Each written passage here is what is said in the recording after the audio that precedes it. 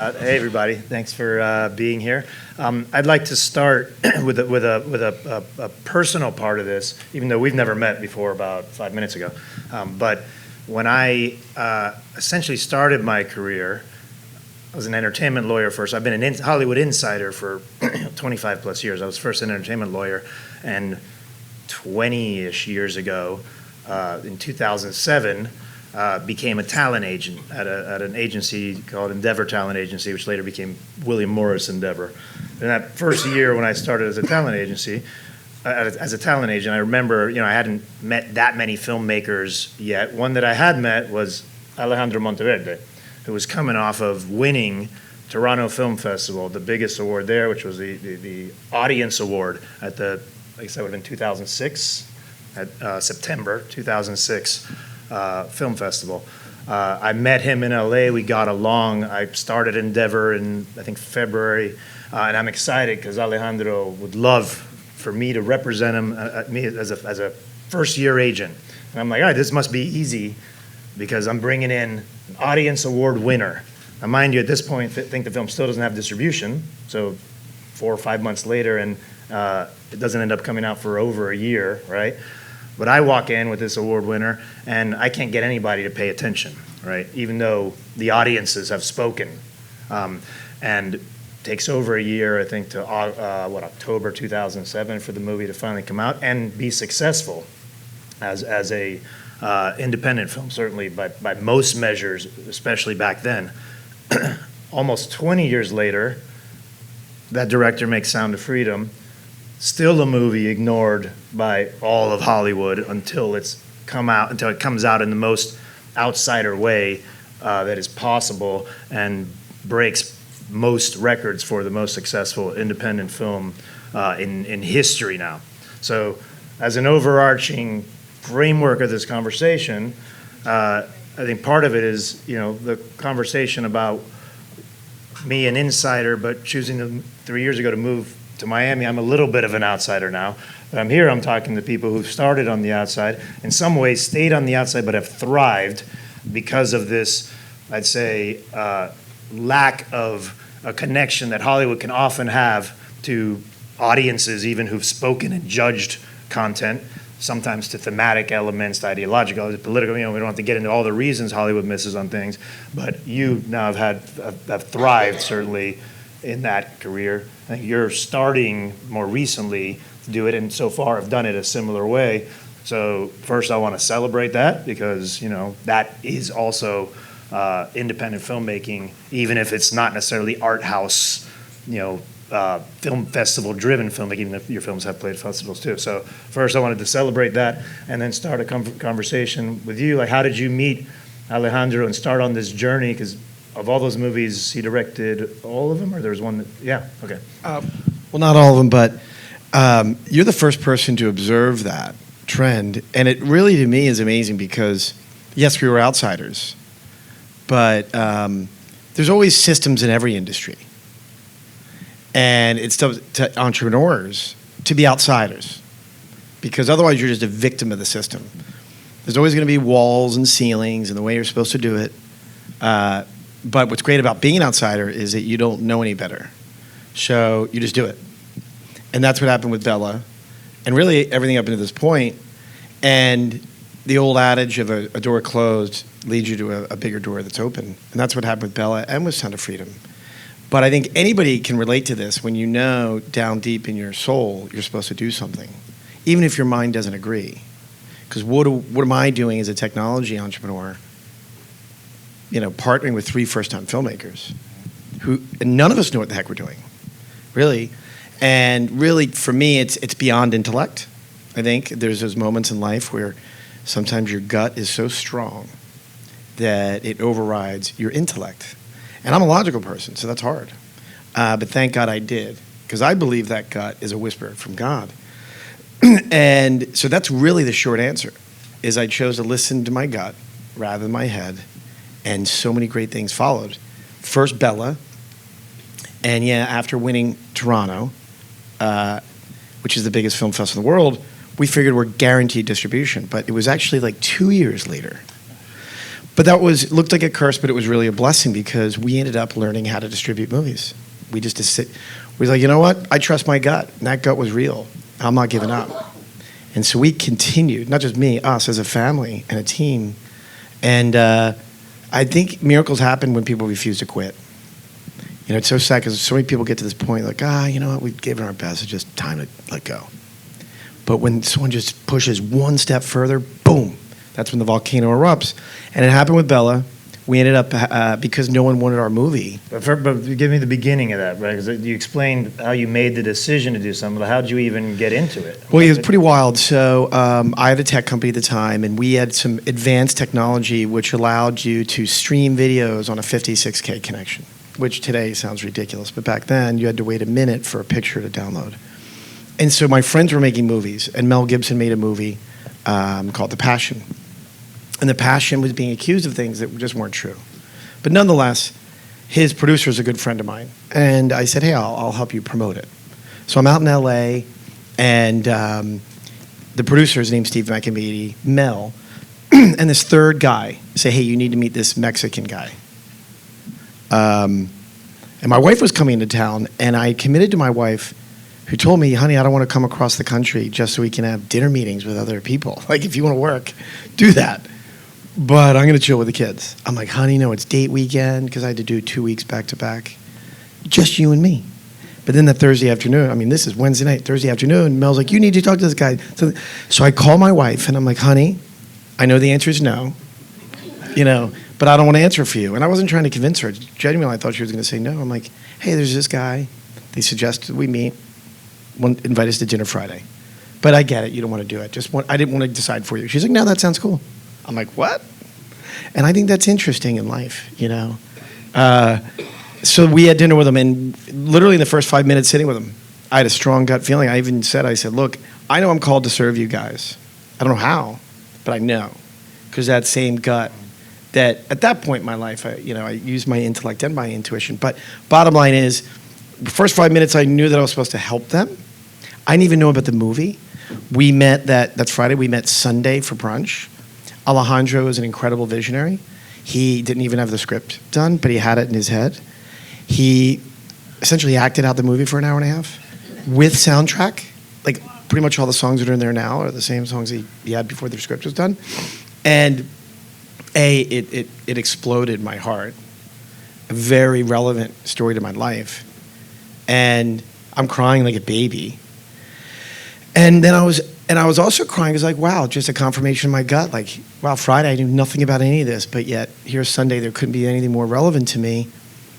And then I believe in God, obviously, so I pray. I'm like, God, what do you want me to do with my time and resources? They're not mine, they're yours. It doesn't make sense. I'm running a tech company. This is where I'm called to serve. Little did I know, 3 months later, we would get an unsolicited offer to buy the company. And that was the beginning of the Bella journey. And, you know, we made the movie. We won Toronto. We couldn't get distribution. So then what we did, we said, we'll do it ourselves. And we created a concept called Adopt a Theater, because the theme of the movie is about adoption. And we invited first adoption organizations to host a private premiere a few days before the movie opened so they could use it as a fundraiser. Maybe tell them what the movie's about, just it makes that point. All right, well, Bella, I don't want to give it away so that you see it. Bella's about how one moment can change two people's lives forever. And in this case, one of the characters had everything that you think would, make you happy, but really had nothing. But in losing everything, he found what really mattered in life. And adoption is one of the themes. And so we worked with adoption organizations, youth organizations, faith-based groups, to invite them to adopt a theater so that they could do their own fundraiser. But Wednesday before the opening of the movie, we could at least get enough box office in advance of opening that we could go to a distributor, which we did with Lionsgate, and say, hey, we'd like to rent your distribution. We'll pay you a fee. It was 12.5%, and we'll bring the P&A. And we already had a successful opening weekend before the weekend opened. And that was helpful because in film, you'll spend years and money, and Friday it opens, and Sunday you get the numbers, and you're either staying for another week or you're not. It's very cold. And if you're not on the shelf, no one can buy it. And so we knew we had to get a high revenue per screen. So that's why we had to pre-sell and figured, let's also help nonprofits raise money. So it was a good 2 for 1. And it ended up working out. It was the number one, Latino-themed box office film that year, and it got the Golden Tomato. Not from the critics, because, Rotten Tomato has scores for critics, and they have them for audience. The audience, it was like 98%. It was the highest of the year. But critics, gave it, I think, like a 60%, 68%. It wasn't very high. But if you leapfrog a Sound of Freedom, similar thing. We made the movie. Disney had it. They got it because 20th Century Fox invested in the film early. Disney bought 20th Century Fox. But then they didn't want to release the movie. And as you know, in studios, once you have a film in-house, the executives have no incentive to sell it back to anybody. Because, God forbid, they take it from Disney, they launch it, it ends up being successful, or even worse, it actually beats their $300 million movie, which is called Indiana Jones. That puts a lot of egg on the face of executives. But fortunately, because of some stuff in the paperwork that they didn't have a signature, we were able to negotiate to pull back Sound of Freedom. Wow. And Sound of Freedom was an 8-year story. And no one wanted to fund the production. No one wanted to distribute it. And so it did feel like a really long, dark path, but so did Bella. Mm. And Bella served as a reference, because when everyone said no, we just had to do a gut check. Were we supposed to do this or not? Were we called to do this or not? And so we just kept walking. And we did the same thing we did with Bella. We're like, all right, let's create our own strategy. We don't have a distributor, we'll distribute ourselves. So we identified leaders who had not only a lot of quantity of influence, but quality. Mm-hmm. Actually, funny enough, one of them was Mel Gibson, but many others that reach, 300 or so million consumers. And we showed them the movie and said, recruited them to say, will you be an ambassador of freedom? And then asked organizations and leaders, hey, will you buy a private premiere? It's a special edition of the movie Wednesday before it opens. And there's also other strategies that later were implemented, but this is before we had a distributor. And we did this for 2 years. And we took the film to Latin America, we took it to major cities, I didn't realize that. Screened it at Congress. And our goal was like, look, if we can't get in theaters, let's at least change how leaders think, how they legislate. Let's protect and save more kids. And it turns out, because of all those seeds planted, Angel Studios wasn't even a distributor of movies when we started this. But they started distributing movies. They had distributed 2. Like a $15 million box office was their high watermark. And so mutual friend connected us. Which would have been incredible for something like that as a startup. Oh, yeah, it would have been great. Yeah. And this is the craziest part. We signed with them 2 months before we released. 2 months. I mean, anybody who's done film, 2 months to launch a film, and you just don't have the time. But fortunately, because we had been doing it for 3 years. You did 3 years of grassroots. It was already ready. Like, it was just that part of the strategy needed to be implemented, which is booking theaters and things, and other things too, publicity. And what ended up happening is the distributor said the only slot we have is July 4th. And right away, I'm like, that's a suicide mission, because that's the beginning of the summer blockbuster season. It's the land of the giants. It's like a little mouse running around amongst giant elephants. And I sent like a long email. I'm like, hey, let's re-engineer this. Let's punt. We're not in a rush. Let's go next year. And it's funny, the CEO said, I had a dream. And then that it was supposed to be July 4th. I'm like, oh, that's interesting. I don't know what that says, but he had a dream. I still think July 4th is pretty bad. But the next day, one of his executives said, I just have this strong gut. And when we were talking about it, that same gut I told you about with Eduardo, I got a peace in my soul. And I'm like, wow, you know what? I know that signature. July 4th, freedom. We're going to fight for the freedom of these children, not just for Americans. And Jim Caviezel and I were sitting Thursday night at a theater in Nashville, because you do all these like premieres in different cities, and we're just eating dinner while people are watching the movie. And when you have a bunch of partners, you don't want to say things to elevate people's expectations and get disappointed, because you never know. But I couldn't help it. It was so volcanic. I'm like, Jim, do you feel what I feel? Like, because I'm eating, like, dude, do you feel what I feel? And he's like, he just smiles and grins. And Jim's funny. He's a very serious guy, very sincere, but that smile, he glowed.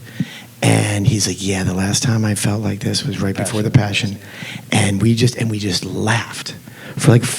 Laughed. And then people came, what are you guys laughing about? Like, we feel the ground rumbling. And I think it's really beautiful because I think Sound of Freedom's success and Bella's success was not due to our capabilities. I think it was due to the team's faithfulness and refusing to quit and not making a movie because we want to make money, making a movie because we want to make a difference. You know, what's more beautiful than bringing a child to a family that can love them and give a family a child to love? What's more important than protecting and saving kids from slavery? I mean, this stuff is real stuff. So it's our philosophy. You can make movies about anything, and people can eat popcorn, and Barbie's cool, but we prefer to get a 2-for-1. Let's not only entertain, but make a difference in how people think, how they feel, how they act. So that our quiet hope is that our Oscar, you know, isn't some gold statue amongst all these people that have shut us out, frankly. Now they're like knocking on our door, like, hey, come work with us. But it's an 8-year-old Oscar knocking on our door saying, thank you so much. Because of you, you know, I no longer am enslaved. You know, or because of you, you know, I found a home. That's our Oscar. And so, anyway, that's a long answer, but that's the answer. That's great. And how long have you guys known each other? Well, Johnny, get into that. I'm going to introduce Johnny just 1 second. So Johnny, the first guy I met when I moved to Miami was John Devaney. Just when? This was like 20 years ago. There's a guy named Rick Case, and I'm in technology, and one of our technology companies does automotive industry. And Rick Case is like, you're moving to Miami? You need to meet John Devaney. I'm like, okay. So next thing you know, I'm on his golf cart, and I'm like flying around Key Biscayne. I got if anybody wants to really know the history of Key Biscayne, get on his golf cart. It's a fun ride. Don't ask him about what happened when he was a teenager on the Key. He was a bit of a troublemaker. But what's really amazing about John is that he was an outsider. I was an outsider, and he made me an insider. Made us feel at home. Next thing you know, we're going to all of his events. He's very charitable. So every charity event, John was sponsoring, and United Capital was sponsoring. So we just had the best first year. We're like, holy crap, how'd this happen? We just got to keep his game. This guy's got us on his boat. But most importantly is his heart for others. And when we made Bella, he was one of the first guys we showed it to. Because I'm like, I think John will get this. He loved it. He helped us. Fast forward, with this movie, I was like, I think John will get this. And that's the heart. City of Dreams. And the only thing I do want to say is John's always been an outsider. So usually these finance guys are in New York. John comes to Key Biscayne, and he completely disrupts his category, the bond trading market, from Key Biscayne. And I met some guys at this huge investment conference, and they're like, you know John Devaney? It's like, you know Bono? And so in the finance industry, John's a rock star, you know. But most importantly, he's a good human. And when I showed him City of Dreams, you know, he can tell you what happened next. So John, I want to hear that part, but I also want to hear, so for 20 years, he's been talking about this little side hustle he's got making movies, shows you Bella, but you didn't participate in anything until City of Dreams? No, that's exactly right. So the funny thing, Sean mentioned a little bit earlier how God and the universe works in so many ways, bringing certain people to you at a certain time. And for me, the journey in filmmaking, as Sean had mentioned a minute ago, goes all the way back actually to Kat K. And Celine and I were dating. We both were born here on Key Biscayne. We're so excited about the Key Biscayne Film Festival and to be involved in this, but we're both natives here. And Celine and I were dating, and we had met some folks that were so kind to us at Cat K. I was 29 years old, and I bought a 48-foot yacht, and you know the members there were like, "Oh, your daddy must have a yacht," and I was like, "Oh no, I'm a businessman." And the community there embraced Celine and I. It was so nice. We had other adults that were so kind to us. One of them, the first people that I met, was a man named Rick Case and his wife Rita. He owns automobile dealerships. And the funny thing is that I've talked about philanthropy recently, because I've made appearances talking about why exactly I'm doing some of the things that I'm doing now, because my life is in a little bit of a different journey. And I said, well, there was a man named Rick Case, and he was my philanthropy mentor, okay? And I was so blessed when I was younger, and I started making so much money. And then Rick was there. And the thing is about Rick is that Rick told me, John, that it's not the money, okay, to advocate and to help for people. He was by far the biggest fundraiser for the Boys and Girls Clubs of America, and raised something like 10 times more money than the number 2 club in America. Very, very powerful man. And he told me all the way back then, and I remember it to this day, John, that it's not just donating the money, that it's your creativity, and it's more importantly your voice to set an example for others. And I always remembered that, and I started interacting with Rick and Rita and attending a number of their events. And then just like Sean had said, that Rick had brought Sean and I together. Very, very apropos to what we're doing together, what Sean and I are doing together now. And Rick introduced us, and Sean was interested in South Florida and said, hey, there's a very nice, young, very successful man, Sean Wolfington, and his wife, Anna. Would you mind meeting them? And we did. We rode around Key Biscayne in the golf cart. We gave them the lay of the land. We told them how we enjoyed growing up here. This is the best place to live. We really pitched them. And within like 2 weeks, Sean's like, hey, I'm under contract for a house. I was like, wow, man, he really, moves fast. And so, this year in March, Sean asked me to go by his office. And I was tired, and I was like, okay. It was after work at about 8:30, and I went over his office. He had a very nice theater at his office over in downtown Miami. And then he showed me the movie City of Dreams. And you guys should all see it. It's a very important and touching film that deals with issues with children and trafficking, both labor trafficking and sex trafficking. It's very, very heartfelt. And I watched the movie, and at the end of the movie, that I realized I'm sitting here with Sean in his theater, and I was like wiping tears off the bottom of my chin. I was like, God, why am I so impacted by this film?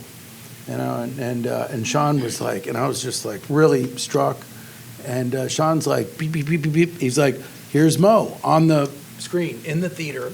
And the director, Mohit Ramchandani, now is on a Zoom, with technology. He's like talking to me, and he could see us. And I was like, and Mo shared the story of what he went through to create City of Dreams. And his mother had died. He had used the life insurance money to start this project, and had cared for his mother for 6 or 7 years during the cancer, when his older brother became a multi-millionaire, hedge fund star. And, he had cared about his mother, and then had learned about these issues with child trafficking, and heard a story about a couple dozen children in LA that were held behind barbed wire and were forced to work in a sweatshop. This movie is based on a true story, and he wrote the story and directed it. It took him several years on a shoestring budget to get to the place where he was at, and that he had met Sean because of his involvement with Sound of Freedom through some mutual friends.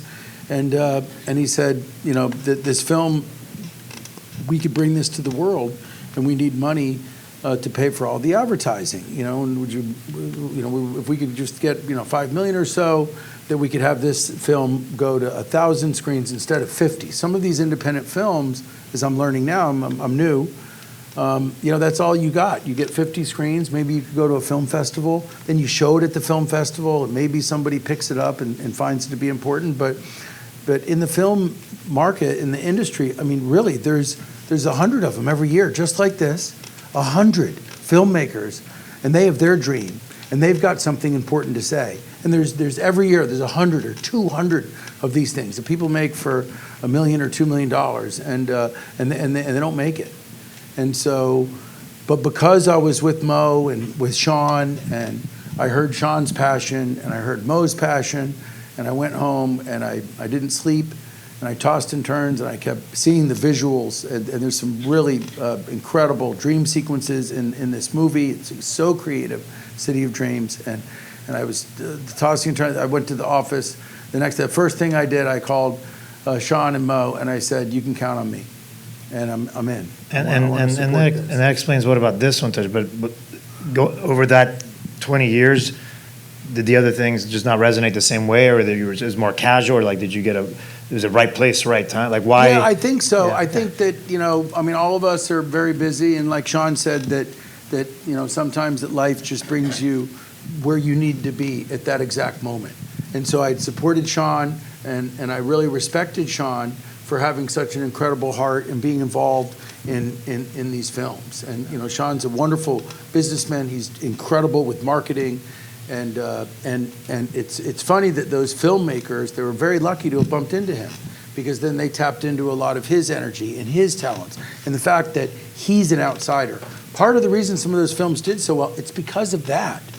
And so I did recognize that. I recognized that Sean has all of these talents, both to help people, and then he's got business acumen, and he's got a record of some of these successes. And so I said, you know what, like, just sometimes you look across the different factors and have to make a quick decision, and that's what happened there. And then that is Well, that's then you finally do that, and now you have the bug. yeah, Now you have a company, you have another movie. You made like tell us. Yeah, Tell us we're about getting it. more organized, and we're certainly new, but even for me now, like it's not about making money. We're all on a different journey, and this journey is very special for me now. And so the being involved in this movie, it's not a real profitable endeavor for me, but it's brought me so many different blessings throughout this year. It's really been really incredible, and I've been so inspired by Sean, and then by several others that have helped us, that also, like me, were touched when they watched this movie. Vivek Ramaswamy, multi-billionaire businessman, he saw this movie. He had a similar reaction as I did, and then Vivek starts flying on his plane and standing shoulder to shoulder with us, all the premieres, going to New York and D.C. and L.A. and Miami. I mean, he's been like an advocate for us, and I was like, wow, like I really respect Vivek. He's so wealthy, and now I'm standing with Vivek, and I'm like,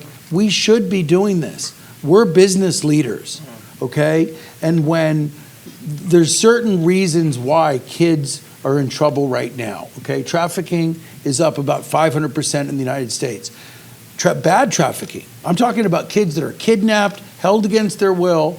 Like, it should be going down. Like, there's 200,000 or 300,000 kids that came across our border. 1 million kids came across the border, okay? And unaccompanied minor kids, okay, came to our border. We're the only developed nation in the world that'll let a 10-year-old kid go to an international border and become the ward of the state. It's it. We're it. You can't do it in Europe. You're not doing it in Japan. Kids can't just cross a border anywhere. And 1 million kids came in over 6 or 7 years. It's not an issue with the left or the right, by the way. It's just that our government is idiots, and things had spiraled out of control. I've learned about it. I've learned that the vetting system was very, very bad. There isn't one email or follow-up for these 1 million children. The foster care system requires weekly and monthly photographs to make sure these kids are okay. They placed these 1 million kids out there, and they admitted that the government can't locate 350,000 kids, okay? And now Hannah Dreier from the New York Times has written 20 articles, and one of them, I mean, they just saved 20 kids in Minnesota, and a van was picking them up at 9 o'clock, and 10 to 14-year-old kids were doing a janitorial night shift cleaning a pig slaughterhouse, okay? Kidnapped kids got saved, and this is happening in our country, okay? So there's nothing worse than that. So, like, when myself and Vivek and some of these other people, and Tony Robbins, he's a billionaire, he makes like 50 grand or 50 million a weekend to do these, 4-day personal power things. Tony's gone to Haiti, I met him. He's a big spokesman for us. He's gone to Haiti undercover and busted sex trafficking, pedophilia rings down in there. And then, so during this year, my journey saw me and find inspiration in many others that were so committed to protecting and helping children, that now I've decided, hey, you know what? Like, I'm a TV personality, but more CNBC, Fox Business, Bloomberg, and I'm like, maybe this is what I'm supposed to do.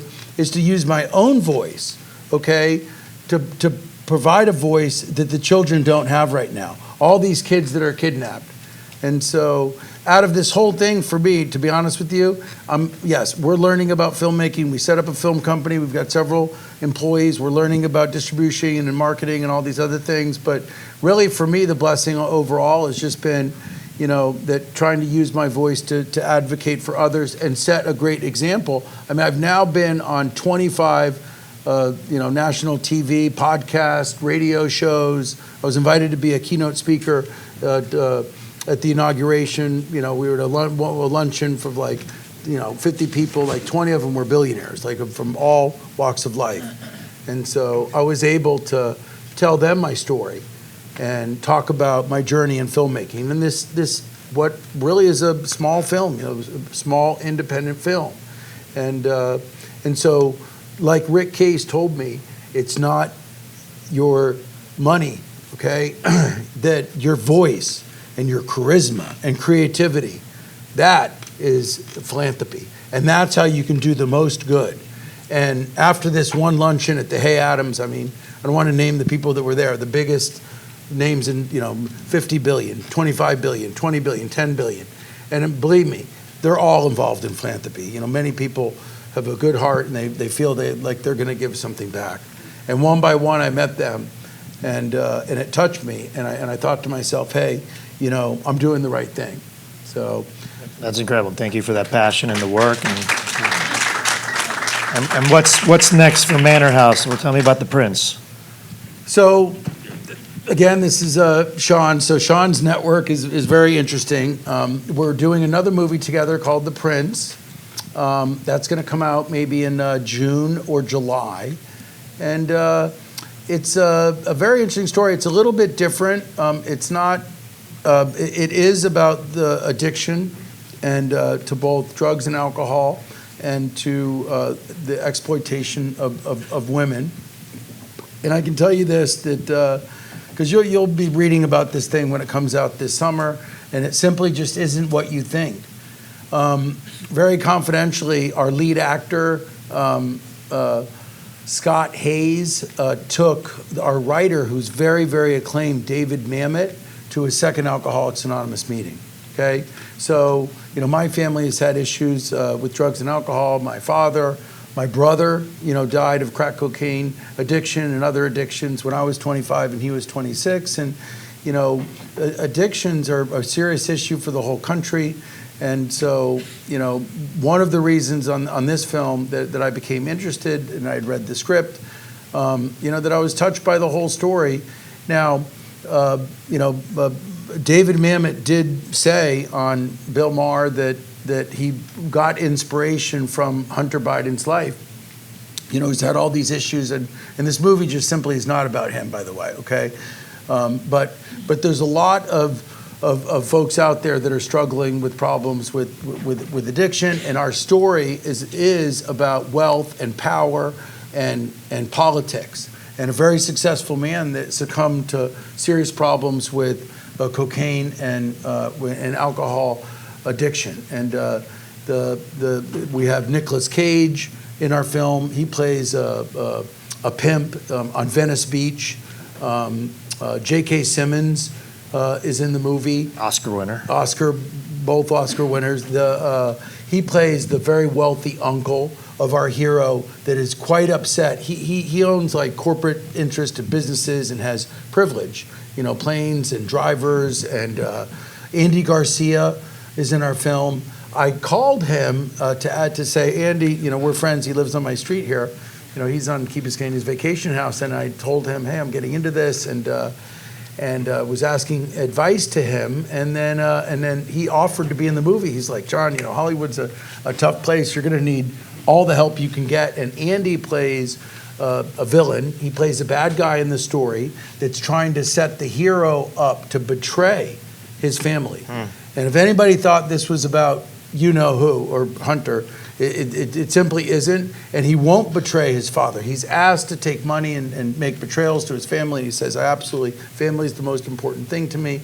But this movie, Giancarlo Esposito is in the film, And that's one of the most the special things for me. People will walk away with a film with different things, but The Prince is special to me because Giancarlo plays a Christ figure.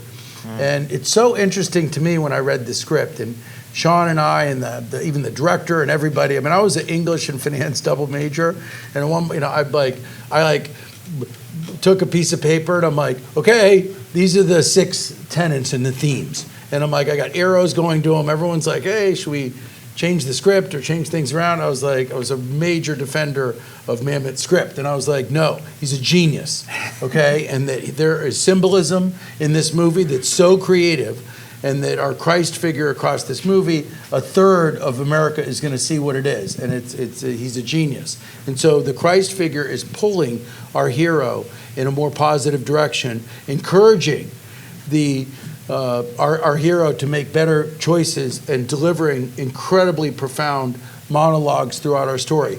But just like a lot of stories with an addict, they don't listen at first, and they've got to let the disease and a lot of these issues play out and kind of hit rock bottom of sorts. And towards the end of our movie in The Prince, that it seems like the families turn the back on the hero. Bad guys are chasing him. Andy's one of the bad guys, and he even runs back to Nicolas Cage and the seedy underworld that he lives in, along with the world of wealth and power, and goes back to them, asks for their protection, and they even turn their back and say, no, you're too dangerous and hot. And it's then that our Christ figure named Charles appears to our hero for a last time. And he appears in his apartment. He's going to pack a bag and cash. He's going to go on the run. And Charles sits him down and says, would you like a drink? And the hero is guilty, and he can't even look. And he says, yes. He says, would you like a drug? And the hero says, well, yes. And Charles says, would you like something better? And now he looks up, and he says, what? And he says, admit to God, yourself, and another human the nature of your wrongs. And it ties the whole movie together. That's the 5th step in Alcoholics Anonymous. And so Scott Parker, our hero, says to you, but he can't. He's talking to God. So Charles lets in another girl. Not to give away the whole movie. She comes no spoilers. in, sits down. They hold hands. They hold hands, looking at each other, and he starts sobbing. Okay, and that's like trying to break through denial. It's a really interesting and incredible ending.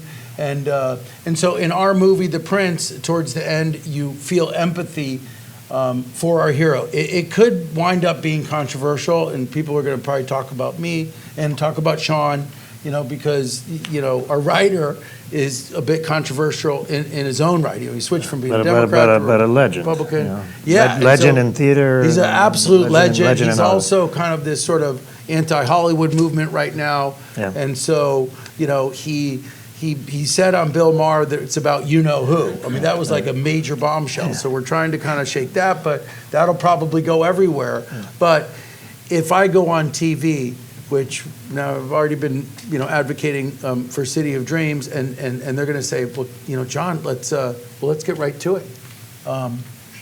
Is The Prince about Hunter Biden? And I'd say, well, no, it's not. It absolutely isn't. But I'll tell you this, that if it was about Hunter Biden, that Hunter deserves to be cured from this disease, okay? And I would go even a step further and tell you that if he made bad choices while he was using, that he deserves forgiveness. And that's incredible. The movie sounds incredible. We're out of time. Thank you. We're getting the hook.